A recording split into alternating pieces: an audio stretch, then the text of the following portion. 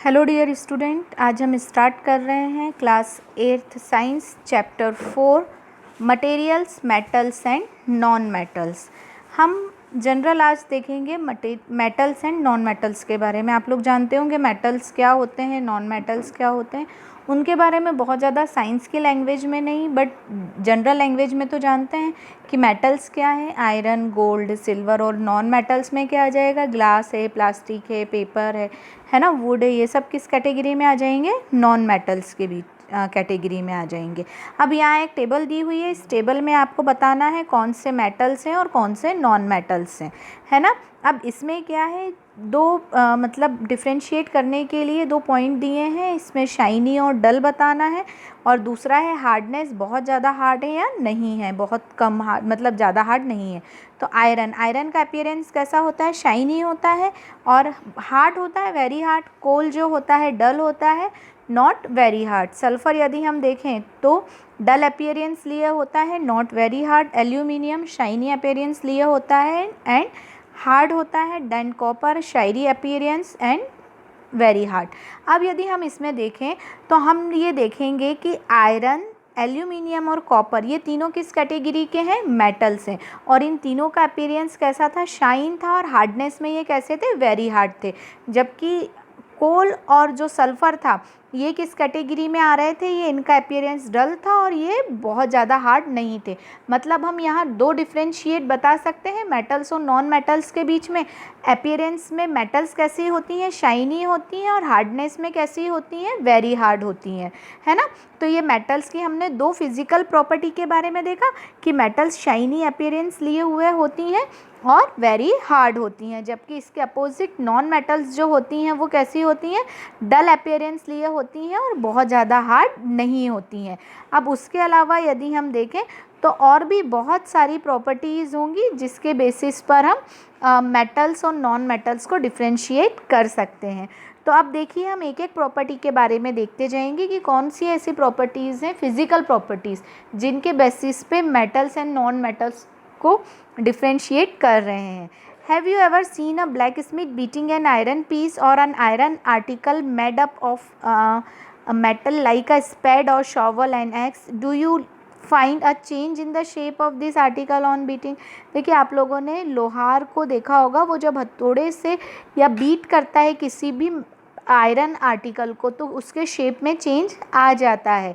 मतलब कि हम ऐसे बोलें कि हम जैसे मान लो अगर ये लोहे इससे हैमर से इस कील को ठोका जा रहा है तो क्या होगा, ये इसमें चेंजेस आएंगे। मतलब ये जो है कुछ समय बाद एक शीट के फॉर्म में आती जाएगी। बट यदि इसकी जगह हम कोल को बीट करेंगे तो वो क्या होगा, पूरी तरह से पाउडर्ड फॉर्म में आ जाएगा। मतलब कि एक जो कैरेक्टरिस्टिक है मेटल का वो कौन सा है, मेलिबिलिटी। मेलिबिलिटी का मतलब होता है जितनी भी मेटल्स हैं they are converted into the sheet जब उन्हें क्या किया जाता है, बीट किया जाता है ना। जब बीट किया जाता है तो वो शीट के फॉर्म में कन्वर्ट हो जाती हैं। और इसके अपोजिट जो नॉन मेटल्स हैं वो शीट के फॉर्म में कन्वर्ट नहीं होती हैं बीट करने पर, वो या तो डिस्ट्रॉय हो जाएंगी, है ना, या पाउडर्ड फॉर्म में कन्वर्ट हो जाएंगी, इस तरह से होगा, है ना। तो ये जो है ये तीसरा कैरेक्टरिस्टिक्स हो गया मेटल्स एंड नॉन मेटल्स के बीच का, या तीसरा थर्ड डिस्टिंग्विश हो गया। फर्स्ट हमने देखा था शाइनी, शाइनी को लश्यर वर्ड भी बोला जाता है, लश्यर मतलब होती है चमक, है ना, शाइन। दूसरा देखा था हमने हार्डनेस, और तीसरा देखा था मेलिबिलिटी। मेलिबिलिटी मतलब capability of converting into the sheet form. तो मेटल्स ये कैरेक्टरिस्टिक्स रखता है, इजीली कन्वर्ट हो जाता है शीट में। आपने शीट और अच्छे से देखना होता है, एल्यूमिनियम फॉइल हम फूड पैकिंग में यूज़ करते हैं, है ना। एल्यूमिनियम मेटल से बनी हुई होती है और कितनी थिन शीट में कन्वर्ट हो जाती है।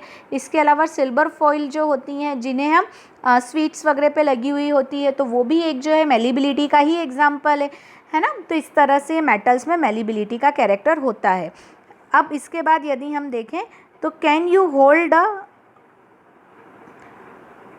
Hot metallic pan which is without a plastic और wooden handle and not got hurt?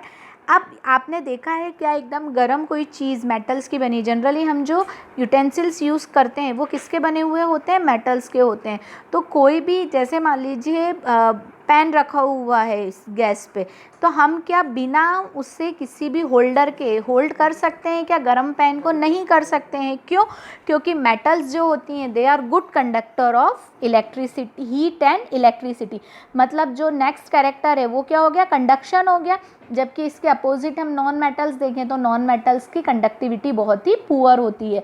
आपने देखा होगा, इसीलिए मेटल्स के पेन में जो होल्डर्स लगे होते हैं या तो वुड के लगे होते हैं या प्लास्टिक के लगे हुए होते हैं। वुड एंड प्लास्टिक के हैंडल्स लगे हुए होते हैं, होल्डर्स लगे हुए होते हैं। क्यों? ताकि उन्हें आसानी से पकड़ा जा सके। क्योंकि मेटल्स में जो कैरेक्टरिस्टिक्स होता है वो कैसा होता है? कंडक्टिविटी का होता है। वो आसानी से हीट एंड इलेक्ट्रिसिटी को कंडक्ट कर लेती हैं। तो नेक्स्ट कैरेक्टर जो है वो कौन सा आ गया? कंडक्टिविटी का आ गया कि मेटल्स जो हैं वो good conductor of heat and electricity. Electricity के लिए एक आपको छोटी सी एक्टिविटी भी बताई गई है। एक सेल है जिसको हमने वायर से कनेक्ट किया है, साथ में एक बल्ब लगाया है और बीच में 2 एंड ओपन छोड़ दिए। अब इसमें हम डिफरेंट मटेरियल को रख के देखेंगे। लाइक हमने रबर रख के देखा, फिर कुछ प्लास्टिक के पीसेस रख के देखे, फिर उसके बाद आयरन नेल रख के देखी, कुछ मेटल्स बॉल्स ऐसे रख के देखी। तो हम देखेंगे किन किन केस में ये जो बल्ब है ये ग्लो कर रहा है। आप देखेंगे जब भी आप मेटल्स को इन वायर के एंड के बीच में लगाएंगे तो ये बल्ब ग्लो करेगा। जब आप नॉन मेटल्स लाइक पेपर को, रबर को, ग्लास को लगाएंगे तो ये आयरन बल्ब ग्लो नहीं करेगा। इसका मतलब क्या होता है? जो मेटल्स हैं गुड कंडक्टर किसकी होती है? इलेक्ट्रिसिटी की, और नॉन मेटल्स जो हैं वो पुअर कंडक्टर ऑफ इलेक्ट्रिसिटी होता है। तो ये जो है ये आज हमने इतने कुछ कैरेक्टरिस्टिक्स देखे हैं मेटल्स के। फर्स्ट कैरेक्टरिस्टिक्स जो देखा था वो हमने लश्यर देखा था। लश्यर मतलब शाइन, मेटल्स में शाइन होती है। दूसरा हमने हार्डनेस देखा था, मेटल्स आर वेरी हार्ड। इसके कुछ एक्सेप्शन भी हैं, हम थोड़ा आगे डिस्कस करेंगे कि क्या क्या एक्सेप्शंस होते हैं इनमें, है ना। फिर उसके बाद हमने थर्ड कैरेक्टर जो देखा था मेलिबिलिटी देखा था, converted into the sheet form, है ना। और नेक्स्ट जो कैरेक्टर है वो कंडक्टिविटी है। तो आज हमने ये 4 कैरेक्टर्स देखे हैं। आप इन 4 कैरेक्टर्स को अच्छे से स्टडी कीजिए। फिर हम कुछ एक्सेप्शंस के बारे में इनकी बात करेंगे कि इनके कुछ एक्सेप्शंस भी हैं। अगर आपको कोई भी डाउट, कोई भी प्रॉब्लम है तो आप मुझसे पूछ सकते हैं, मैसेज कर सकते हैं, कमेंट कर सकते हैं। Thank you so much.